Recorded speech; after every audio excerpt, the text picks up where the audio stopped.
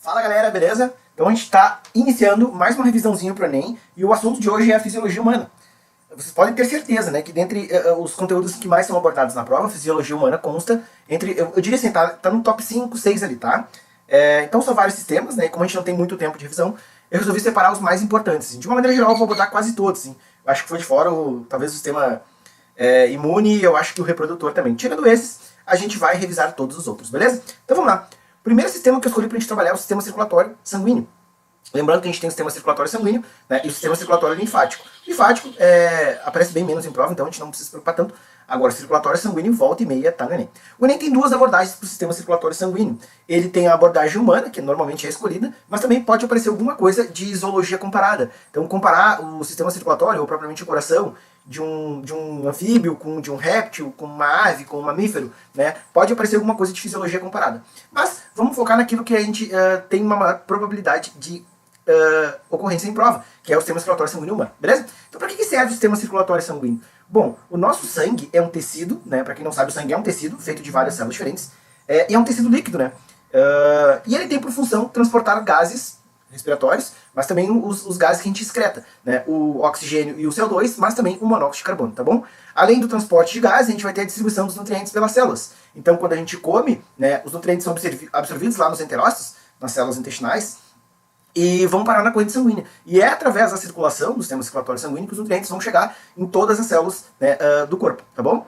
Transporte dos produtos finais do metabolismo celular até os órgãos excretores. Pois é, cada célula vai pegar o seu nutriente, né, para suas funções metabólicas e energéticas e vai produzir substâncias tóxicas, compostos nitrogenados, por exemplo. A ureia, né, que a gente elimina através da urina. E esses compostos nitrogenados, eles devem ser excretados, né? Eles devem ser eliminados principalmente através da urina. E é a função do sistema circulatório coletar esses compostos e, através do sangue, levar até o rim, que é o órgão responsável pela excreção. Beleza? Além disso, manter o equilíbrio de sal e água no nosso corpo. Pois é, o sistema circulatório tem essa função. Já deve ter ouvido falar que às vezes a pessoa está com a pressão baixa, a gente coloca um salzinho embaixo da língua. Já ouviu falar disso? Porque o sal, embaixo da língua, ele vai ser absorvido rapidamente, então aquele sal vai parar no sangue, que é um tecido líquido, e os tecidos ao redor dos capilares sanguíneos, devido à alta concentração de sal no sangue, vão perder água para o sangue, né, para o processo que a gente chama de osmose. Então, quando a gente coloca sal embaixo da língua, na verdade, o que a gente está fazendo é colocando sal dentro do sangue, diretamente. E esse sal dentro do sangue, lembra que o sal e a água são loucamente apaixonados um pelo outro? Então, quando eu estou colocando sal dentro do sangue, na verdade, a água dos tecidos, né, que circundam os vasos sanguíneos vão parar dentro dos capilares sanguíneos, aumentando o volume sanguíneo, e volume e pressão são grandezas proporcionais. Quanto maior o volume, maior a pressão. Por isso, colocando sal abaixo da língua, esse sal para no sangue.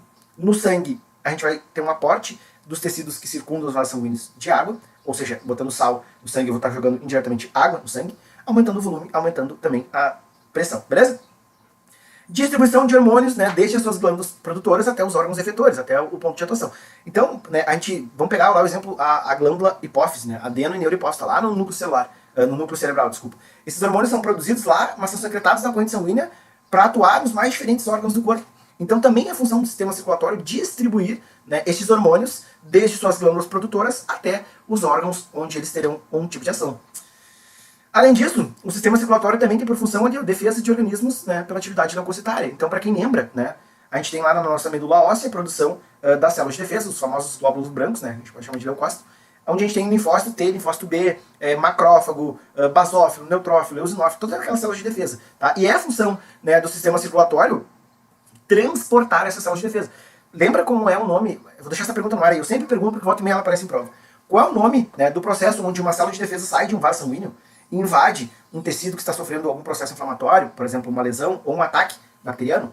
Então qual é o nome do processo onde uma célula de defesa sai do vaso sanguíneo e vai até esse tecido lesionado para fazer o combate a esse possível micro-organismo? Para quem lembra, pode deixar nos comentários do vídeo aí, tá? Para quem não lembra, chama no privadinho que a gente dá um jeito, tá bom? Então, defesa do organismo, né, para atividade das células fagocitárias, dos leucócitos, das células de defesa, também é função do sistema sanguíneo. Embora no sistema circulatório linfático, nós vamos ter o transporte dos linfócitos, né? Eles são transportados lá também, a gente tem os nódulos linfáticos, a gente tem uma concentração de células de defesa também boa. Tá? Conservação da temperatura nos animais endotérmicos. Isso aqui é uma característica evolutiva bem bacana. Né? Lembrando que animal endotérmico é aquele animal que mantém a temperatura interna constante, ou seja, não varia de acordo com o ambiente. E somente aves e mamíferos, né? Nós, né, mamíferos, mantemos, vamos pegar o ser humano como exemplo, a temperatura constante por volta de 36, 37 graus. Não importa se na rua está 42 ou se na rua está, como aqui no Rio Grande do Sul, 6 graus no inverno, né?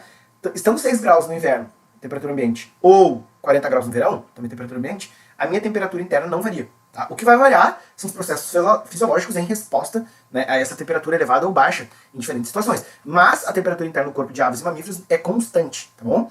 Peixes, anfíbios e répteis são animais que a gente chama de ectotérmicos, né, ou heterotérmicos, animais de sangue frio. Ou seja, eles têm que ficar lá trocando energia com o ambiente. Por isso que tem a famosa frase, o lagarto está no sol lagarteando. Né? Ele está termorregulando com o ambiente, porque ele precisa ganhar calor, ou perder, em alguns casos, para que ele tenha uma atividade metabólica mais acelerada ou mais lenta. Então é função do sistema circulatório conservar a temperatura. Por quê?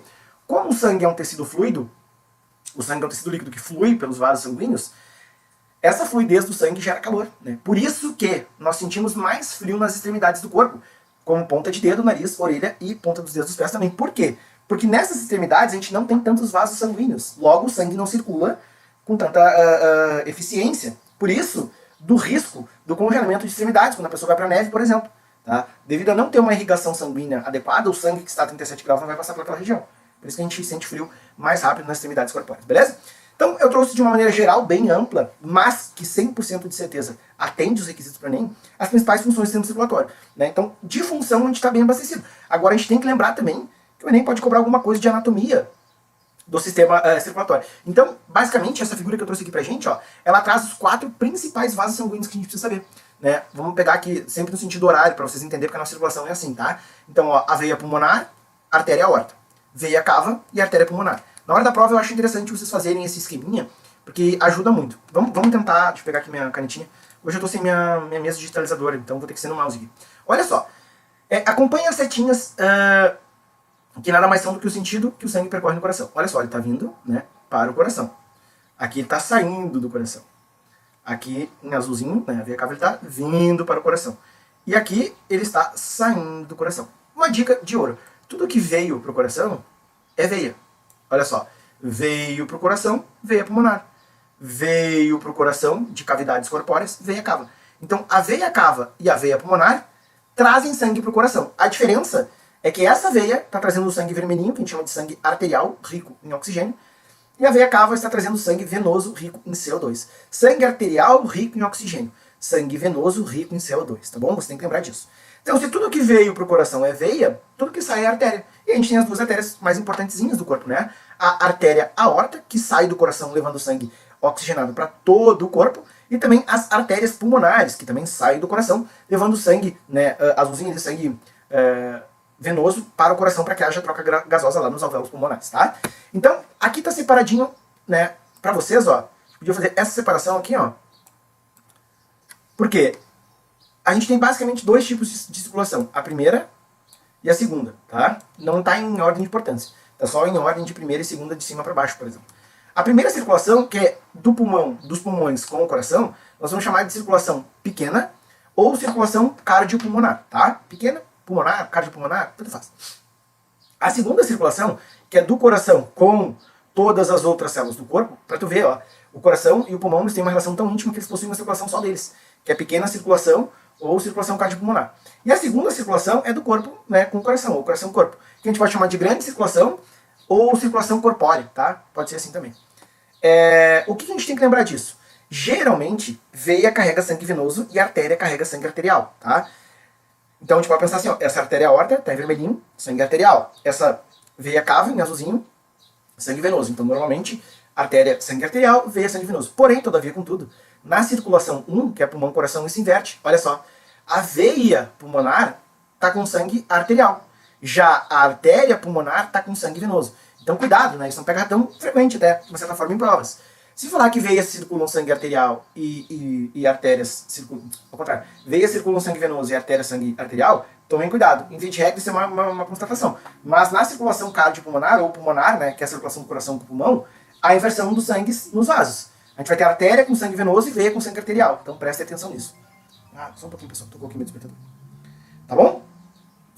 Então, de sistema circulatório, a gente tem que ficar esperto, né, quanto a essas relaçõezinhas que a prova pode fazer pra gente, do sentido que o sangue está circulando, no nome do vaso, né? Tudo que veio pro coração é veia. Se está vindo do pulmão, veia pulmonar. Se está vindo de cavidades, veia cava. Se tudo que veio é veia, tudo que sai é artéria. A artéria aorta leva sangue oxigenado para todo o corpo e as artérias pulmonares levam sangue venoso para que haja troca gasosa lá nos alvéolos, tá?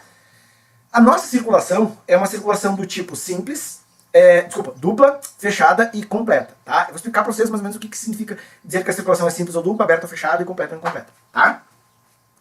Por que simples ou dupla? Dupla porque o coração, o sangue chega duas vezes pelo coração, né? Ou seja, ele passa duas vezes. Uma vez vindo do pulmão e outra vez vindo do corpo. Então a nossa circulação é dupla, porque o sangue passa duas vezes pelo coração. A nossa circulação também é fechada, porque o sangue sempre vai circular dentro de vasos ou capilares sanguíneos. O sangue nunca é despejado em cavidades, grandes cavidades, tá? Como em outros animais. Então a circulação, e esse tipo de circulação dupla, fechada e completa, vem lá de répteis, né? De répteis crocodilianos para cima, a gente vai ter esse tipo de circulação, tá? Dupla porque passa duas vezes, fechada porque circula sempre dentro de vasos, né, em capilares sanguíneos, e completa porque não ocorre mistura entre os sangues. O sangue arterial e venoso estão sempre em cavidades distintas, ó, percebam. Basicamente, em corte anatômico, esse aqui é o lado direito, né? Faz de conta que isso aqui é um D, tá? Lado direito, ó. E esse aqui é o lado esquerdo, em se tratando de posição anatômica. Então esse é o lado direito, ao contrário do que tu tá vendo, e esse é o lado esquerdo, tá? Então pode ver que todo o nosso lado esquerdo, ele é com sangue arterial, e todo o lado direito é com sangue venoso, né?